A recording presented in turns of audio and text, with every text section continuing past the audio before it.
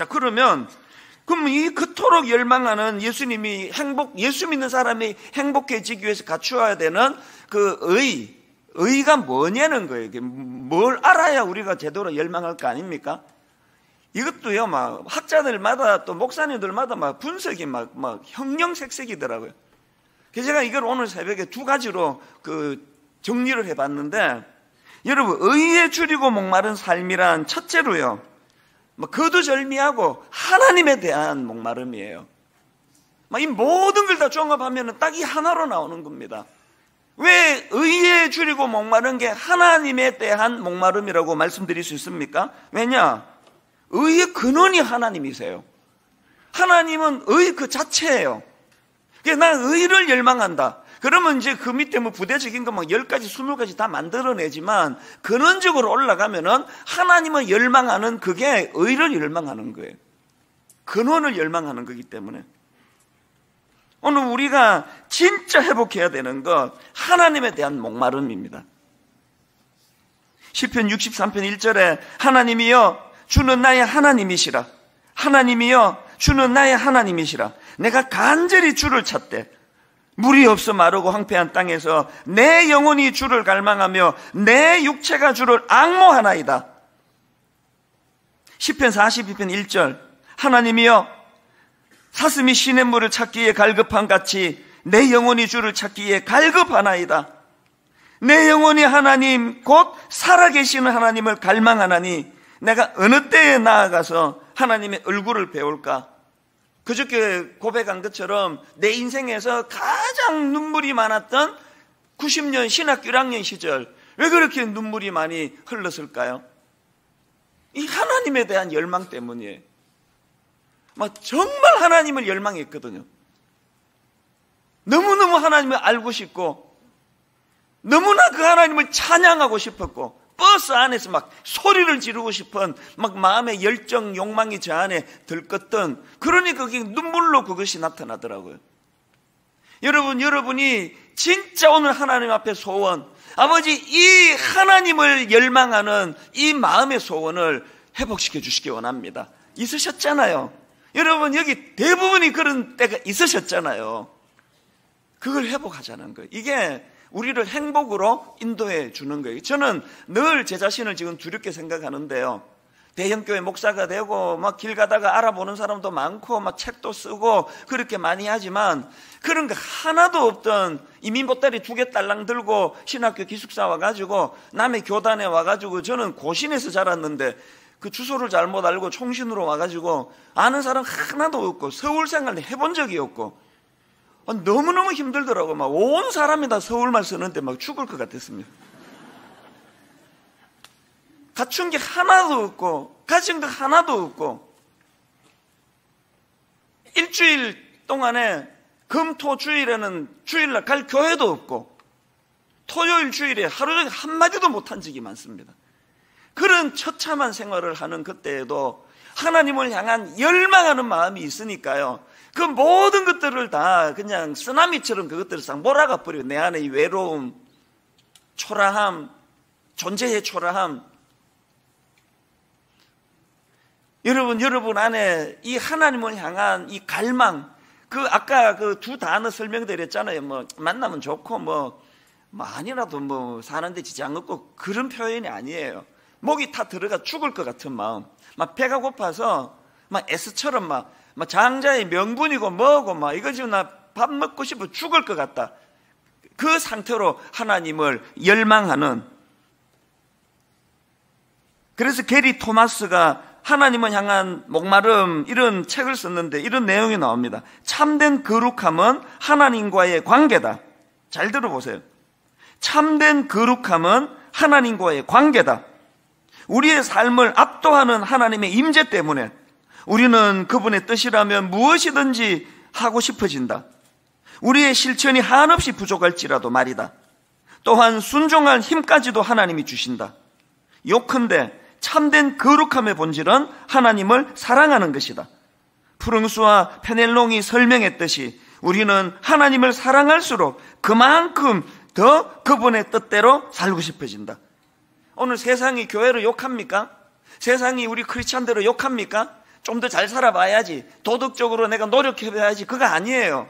여러분 지금 직장에서 이 예수 믿는 사람은 왜 그래? 그런 비난을 듣습니까? 하나님은 열망해 보세요. 그 목사가 왜 그 모양이야? 그 돈이나 밝히고 말이야. 그 목사가 그래서 되겠어? 어떻게 목사가 성추행을 다 해? 막 이런 게 막 그냥 막 PD 수첩에 나오고 막 시사 프로그램에 나오면 막 그냥 막 이제 막 여자 근처도 안 가야지. 이제 여자가 지나가면 눈을 감아 뻗어야지. 이래갖고 해결되는 거 아니에요. 하나님을 열망해 버리는 거예요. 하나님을 갈망하면서 아버지 목마른 사슴처럼 하나님을 제가 갈망합니다. 하나님 사랑합니다. 그렇게 열망하면 뭐 여성을 하나님의 형상을 닮은 한 인격으로 보이지 어떤 성적인 욕망을 채우는 대상으로 보이지 않습니다. 벌거벗고 다니는 어떤 여자를 만난다 하더라도 그것 때문에 어떤 충동을 느끼거나 그러지 않을 거예요. 이게 하나님을 향한 열망이 가져다주는 놀라운 열매예요. 목사가 뭐 돈 밝히면 되겠나 그래가지고 그냥 사치 아니야지 소리 지르고 다닌다고 없어지는 거 아니에요. 하나님의 열망해 보세요. 하나님에게 온 집중을 다하여 그분을 묵상하면요, 놀랍게도 돈 쓸 시간이 없어요. 돈 쓸 의지도 없고요, 돈 쓰러 가는데 시간을 별로 들이고 싶지도 않습니다. 모든 이게 지금 게리 토마스가 하는 이야기가 바로 그런 거예요.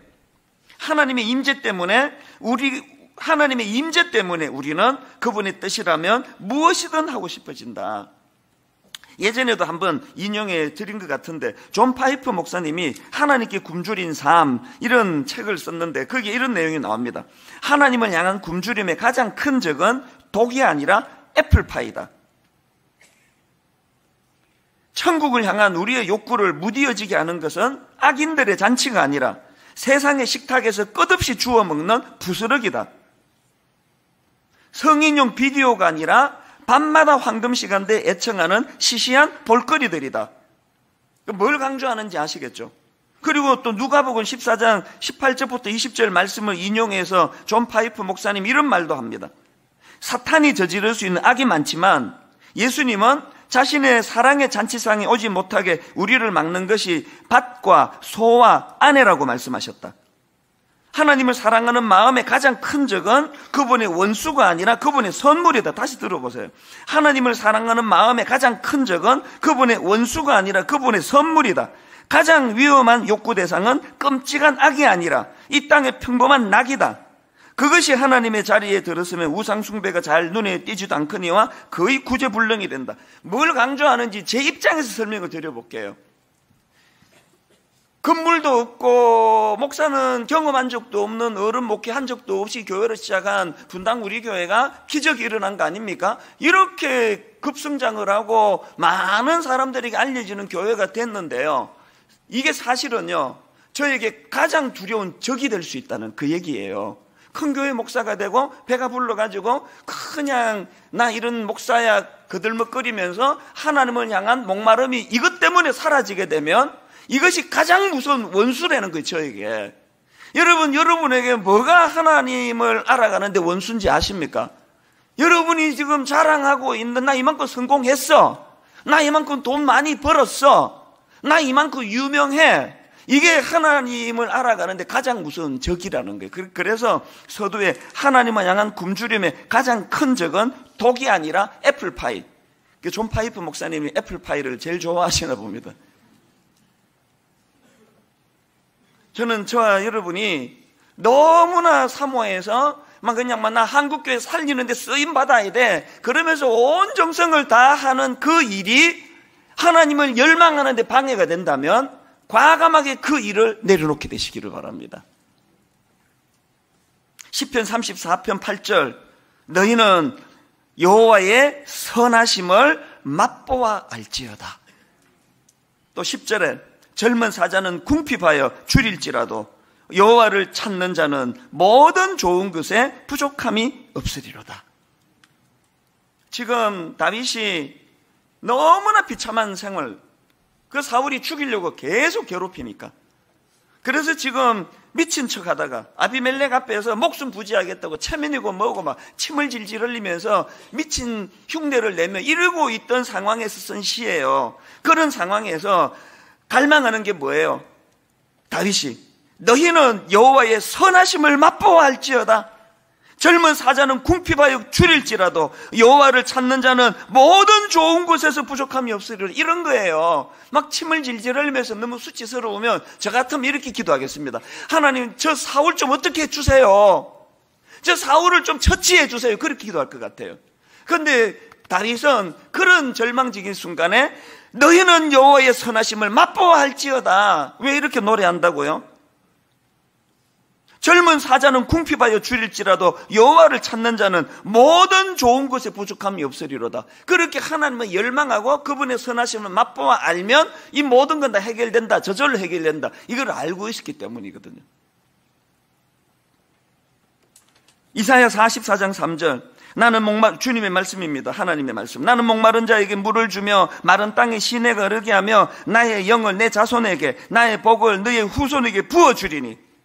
여러분, 우리가 이 하나님으로 말미암아 의에 줄이고 목마른 삶, 여호와 하나님을 갈망하는 삶으로 말미암아 이사야 44장 3절의 말씀이 여러분과 여러분 가정 안에 충만하게 이루어지기를 주님 이름으로 축복합니다.